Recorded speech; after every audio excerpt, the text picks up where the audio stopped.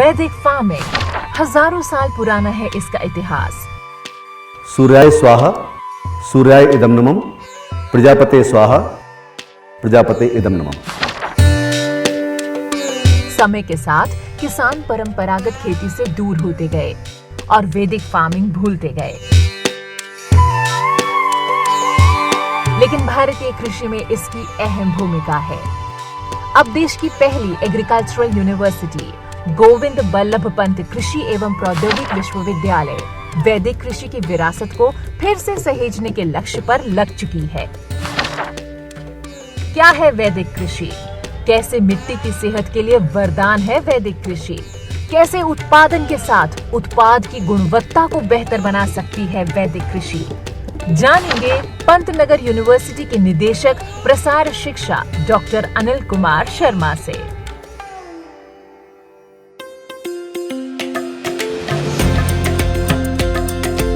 नमस्कार, मैं हूं दीपिका। हम आ पहुंचे हैं पंतनगर यूनिवर्सिटी, देश की पहली एग्रीकल्चरल यूनिवर्सिटी, जिसे हरित क्रांति की जननी कहा जाता है।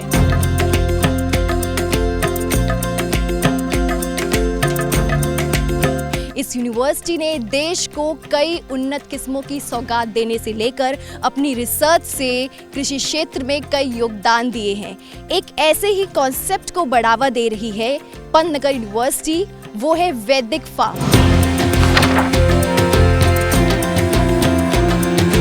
ये कॉन्सेप्ट क्या है, कैसे काम करता है, इस पर बात करने के लिए हमारे साथ मौजूद है पंतनगर यूनिवर्सिटी के निदेशक प्रसार शिक्षा डॉक्टर अनिल कुमार शर्मा। सर, पहले तो बहुत बहुत स्वागत है आपका किसान ऑफ इंडिया में। सर, मेरा आपसे सवाल है कि ये वैदिक फार्म ये क्या है और ये कॉन्सेप्ट क्या है, इसका बैकग्राउंड क्या है? अगर आप देखिए, हिंदुस्तान एग्रीकल्चर के मामले में आज से नहीं, वैदिक समय से काम करता आया है। हमारे ऋषि मुनि, महर्षि मुनि ने बहुत सारी चीज़ें हमको दी, लेकिन हम इस भागम भाग में लोगों को ज़्यादा से ज़्यादा सपोर्ट में इन पद्धतियों को भूल सा गए एक तरीके से। इन कंसेप्ट्स को होलिस्टिकली अगर हम देखें, बायोडायनेमिक है, बहुत सारे ऐसे हमारे पास चीज़ें हैं जिनको कि हम अपनी फार्मिंग में लाकर इंटीग्रेट कर कर कुछ ना कुछ किसान को अच्छे से फ़ायदा पहुंचा सकते हैं।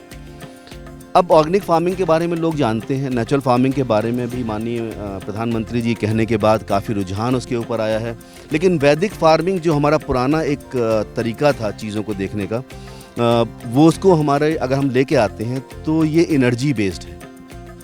इसका अगर आप ऋग्वेद देखेंगे, अथर्ववेद देखेंगे तो उसमें आपको इसका वर्णन मिलेगा। ऋषि मुनि, महर्षि मुनियों ने जब इस पद्धति को दिया तो उनके लिए हर चीज़ एनर्जी से ड्रिवन थी। एनर्जी अगर है तो ये भी हम मानते हैं कि जब हम आदमी पूरा एनर्जाइज्ड होता है तो एलिमेंट अपने आप चले जाते हैं। तो बेसिक कंसेप्ट अगर आप इसका देखें तो होमा फार्मिंग, होमा का मतलब है फायर। इसको हम अगर ऐसे बोलें अग्निहोत्रा, अग्निहोत्रा भी इसको बोलते हैं। अग्निहोत्रा में अग्नि के साथ, तो अग्नि के साथ मंत्र को, संस्कृत के कुछ मंत्र होते हैं, बड़े छोटे से मंत्र हैं जो एक सुबह और एक शाम को पढ़े जाते हैं। 2 मिनट कार्य होता है, बहुत ज़्यादा नहीं होता। उन मंत्रों के उच्चारण से हम पहले सुबह का जो मंत्र करते हैं उसमें हम जो सूरज की पहली किरण निकलती है, उस पहली किरण पर हम वो होमा को शुरू करते हैं। इसमें काऊ डंग का बना हुआ उपला होता है, जिसको कंडा भी बोलते हैं हम लोग, और इसमें जो गाय के घी होना चाहिए उसी की हम आहुति देते हैं। और अक्षत, ये ध्यान रखना होता है कि जो चावल है वो टूटा हुआ चावल ना हो, ब्राउन चावल मिल जाए ज़्यादा अच्छा है। उसमें थोड़ा सा 1 बूंद घी डाला और केवल 2 बार उसको हवन में डालना होता है। और जैसे ही वो आप डालते हैं तो कहा ही जाता है कि इसके लिए रेजोनेंस पॉइंट हम बनाते हैं। अब देखिए, यहाँ पर इस चीज़ को समझाने के लिए वैदिक तरीका था, क्योंकि उस समय लोग एनर्जी को बहुत ज़्यादा समझते थे। आजकल की दुनिया, मॉडर्न ज़माने में हम लोग पहुँच चुके हैं। किसी से हम बोलें कि ये एक पूजा है और इसको ये पूजा करिए, तो मेरे ख्याल में शायद इस पर कोई विश्वास करने वाला है नहीं। ये कोई पूजा पाठ नहीं है, ये सिंपल साइंस है इसके अंदर। और वो साइंस कैसी होती है कि जैसे पूरब की तरफ आप देखिए तो पूरब से जो पहली रे आती है उसको हमको कैप्चर करना है, उस एनर्जी को हमको कैप्चर करना है, और शाम को वो एनर्जी जो आपने कैप्चर की है वो फिर डिसेमिनेट हो जाती है, शाम का जो जाता है फिर डिसेमिनेट हो जाता है।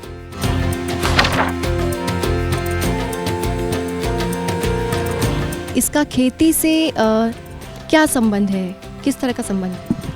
मैं खेती से अगर आपको बताने से पहले कुछ और बता दूं, अगर आप बुरा ना माने। जी जी जी जी ज़रूर। एक्चुअली क्या है कि इसमें ये जो होमा फार्मिंग है, होमा ऑर्गेनिक फार्मिंग है, इसको हम दो आप ये देखिए यहाँ पर इसमें पिरामिड्स होते हैं और वो तांबे के पिरामिड होते हैं, ये भी ध्यान रखिएगा।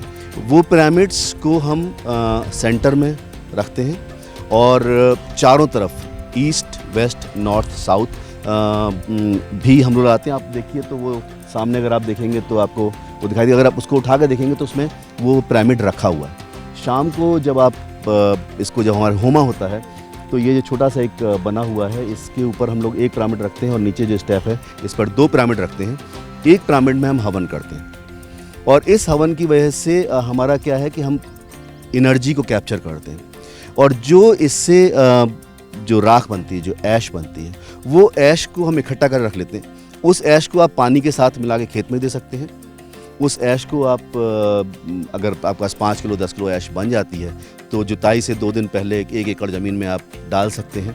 उसको डालने की वजह से जो सॉइल हेल्थ है, देखिए 2 चीज़ें हैं किसी भी पौधे को उगाने के लिए, एक इन्वायरमेंट और दूसरा सॉइल। अगर इन्वायरमेंट आपका क्लियर है तो फिर आपको सॉइल के ऊपर ध्यान देना पड़ेगा। अगर सॉइल नहीं है तो पौधा कुछ नहीं कर सकता।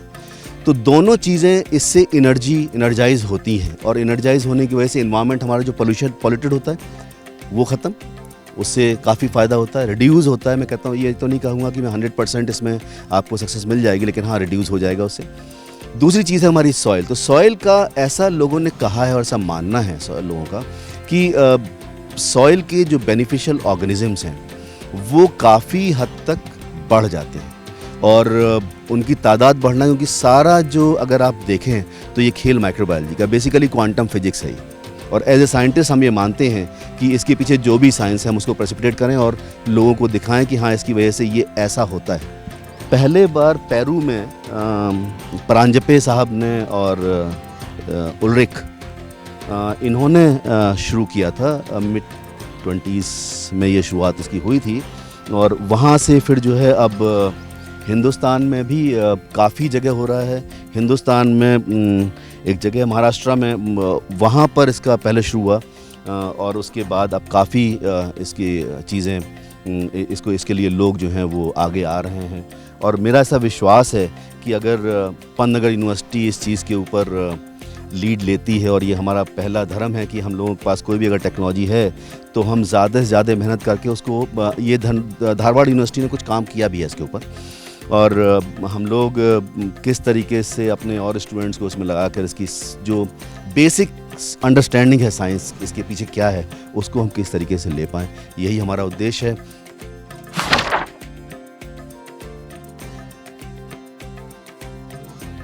वैदिक फार्मिंग का जो कॉन्सेप्ट है, इसे पूजा ना समझें, ये एक साइंस है। इसके पीछे की साइंस क्या है वो आपको बताई डॉक्टर अनिल कुमार शर्मा ने।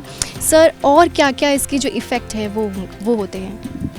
मैं आपको इसके बारे में अगर और थोड़ा चर्चा करूं तो जब काऊ डंग में ऐसा, ये तो साइंटिफिकली प्रूवन है कि काऊ डंग के ऊपर जब आप घी डालते हैं, अक्षत डालते हैं, तो उससे एथिलीन ऑक्साइड ये प्रोड्यूस होती है, फॉर्मल्डिहाइड प्रोड्यूस होता है। तो ये जो गैसेस हैं, इनकी वजह से आपको मालूम है, अगर आप मेडिकल साइंस में देखेंगे तो इनकी वजह से स्टरलाइजेशन के इनको यूज़ किया था। तो ऐसा मानना है कि जब ये स्टरलाइज होगा तो इन्वायरमेंट भी हमारा स्टरलाइज होगा। ऐसी इसके साथ एक गैस बनती है प्रोपिलीन ऑक्साइड, वो आर्टिफिशियल रेन क्रिएट करने के लिए लोगों ने यूज़ की है, बनती इसमें ज़रूर है। अब अगर आप ये मानिए कि एक काफ़ी बड़े एरिया में ये काम शुरू होता है तो नेचुरली वो पर्टिकुलर गैस जो है वो हो सकता है हमारा रेन में भी मदद करे, क्योंकि साइंस नहीं है इसलिए इसके पास बहुत कुछ कहना। एक गैसेस निकलती हैं ये हमें मालूम है, ये ऐश जो है ये फ़ायदा करती है ये हमें मालूम है, पर कौन सी चीज़ किस लिए फ़ायदा करती है, किस पर्टिकुलर माइक्रोब पर फ़ायदा करती है, क्या हर क्रॉप में करती है, क्रॉप में करती है तो कैसे करती है, क्या ईल्ड बढ़ेगी, ईल्ड बढ़ेगी। इससे एक चीज़ तो निश्चित है, वो आप जो भी कुछ कर रहे हैं आप करिए, आपको नुकसान नहीं होने वाला। सुबह हर आदमी उठता है, हर आदमी अपने घर में पूजा करता है, चाहे हवन करता हो, चाहे वो नमाज़ पढ़ता हो, चाहे गुरुद्वारे जाता हो, चाहे वो चर्च जाता हो, कहीं ना कहीं वो आग का इस्तेमाल तो करेगा ही करेगा अपनी ज़िंदगी के अंदर में। तो ये समझ लिए कि आप आग जला रहे हैं, ऐसा समझ लिए। इसको कभी किसी धर्म से मत जोड़िए, इसको किसी भी कर्म से मत जोड़िए। बस ये समझिए कि हाँ, एक एनर्जी है, और ये सब जानते हैं कि अगर हम खाना नहीं खाते तो एनर्जी नहीं मिलती। एनर्जी कितनी बड़ी चीज़ है अपनी बॉडी को चलाने के लिए। तो अगर सिस्टम हमारा एनर्जाइज है तो ऑटोमेटिकली, ऐसा मेरा मानना है कि आने वाले दिनों में इस कंसेप्ट को और बढ़ावा मिलेगा, और हम ज़्यादा अच्छे से इसको और आपको एक्सप्लेन कर पाएंगे जब इसके पीछे की हम साइंस और अच्छे से खोज लेंगे।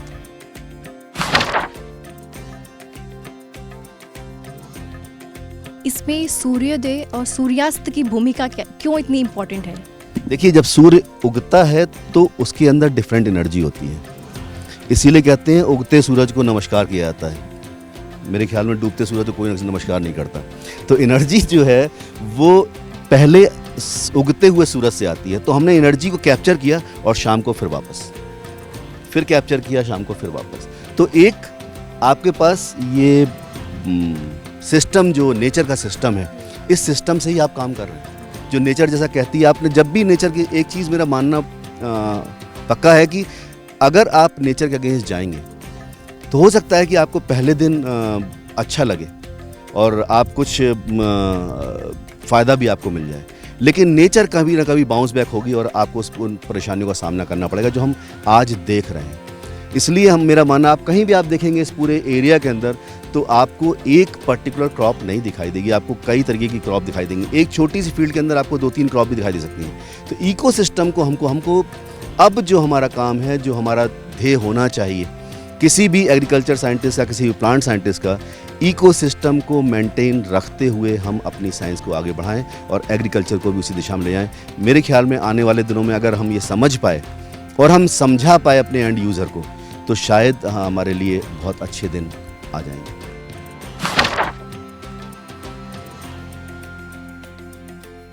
पंतनगर यूनिवर्सिटी वैदिक फार्म को बढ़ावा दे रही है, उनका लक्ष्य है इसको ऑल ओवर इंडिया तक पहुंचाने का। तो आगे अब इस पर और क्या आपकी जो रिसर्च है वो चलेंगी?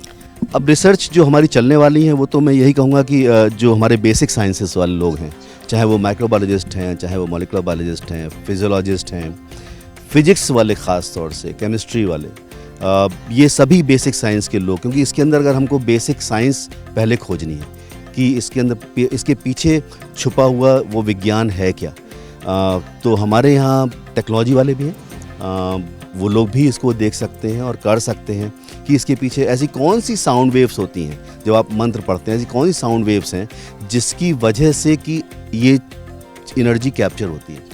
तांबे का हम बर्तन लेते हैं, इसके अंदर जो पिरामिड होता है वो तांबे का होता है, इससे एक स्पेशल उसकी डिज़ाइन है, उसी का होता है। क्या ऐसा होता है इस चीज़ के अंदर? उस जो राख बनती है, राख तो आप अलग से कभी भी दिन में जला लीजिए कंडे को और उसके बाद आप फेंक दीजिए, लेकिन उसमें तो ऐसा होता नहीं है। इसमें ऐसा क्या होता है? तो ये चीज़ें बेसिक अंडरस्टैंडिंग की है। मेरा काम था एज ए प्रसार निदेशक कि इस चीज़ को लेकर आऊँ और लोगों को दिखाऊँ कि इसमें कुछ हो रहा है। जैसा चूँकि बेसिक साइंस का आदमी मैं खुद हूँ, तो मुझे इंटरेस्ट भी था इन सब चीज़ों को देखने के लिए। इसके अलावा भी आप यहाँ पर देखेंगे कि जीवामृत, घन जीवामृत, पंचगव्य, कंपोस्ट, और इसको आपको होलिस्टिकली देखना पड़ेगा। आपको इसमें बायोडायनेमिक भी लानी पड़ेगी, आपको इसमें कंपोस्टिंग भी करनी पड़ेगी, वर्मी कंपोस्टिंग भी करनी पड़ेगी, नेचुरल फार्मिंग कंसेप्ट भी लाने पड़ेंगे। बहुत सारी चीज़ों को एक साथ जब हम मिला के चलेंगे, तब मुझे पूरा विश्वास है कि हम सक्सेसफुल हैं अन्न पैदा करने। तो ये थे हमारे साथ डॉक्टर अनिल कुमार शर्मा, जिन्होंने वैदिक फार्मिंग का कॉन्सेप्ट बहुत अच्छे से समझाया और किस तरह से ये किसानों के लिए, हमारे देश के लिए, हमारे जो खाद्यान्न है उसकी पूर्ति के लिए कितना इम्पॉर्टेंट है, इसके बारे में हमसे बातचीत की। सर, बहुत बहुत शुक्रिया किसान ऑफ इंडिया से जुड़ने के लिए, बात करने के लिए। Thank you.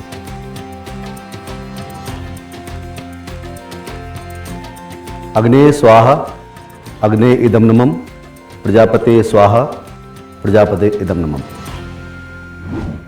किसान ऑफ इंडिया के YouTube चैनल को सब्सक्राइब करने के लिए नीचे दिया हुआ सब्सक्राइब बटन दबाएं और किसान ऑफ इंडिया से जुड़े सभी अपडेट्स को पाने के लिए बेल आइकॉन दबाना ना भूलें।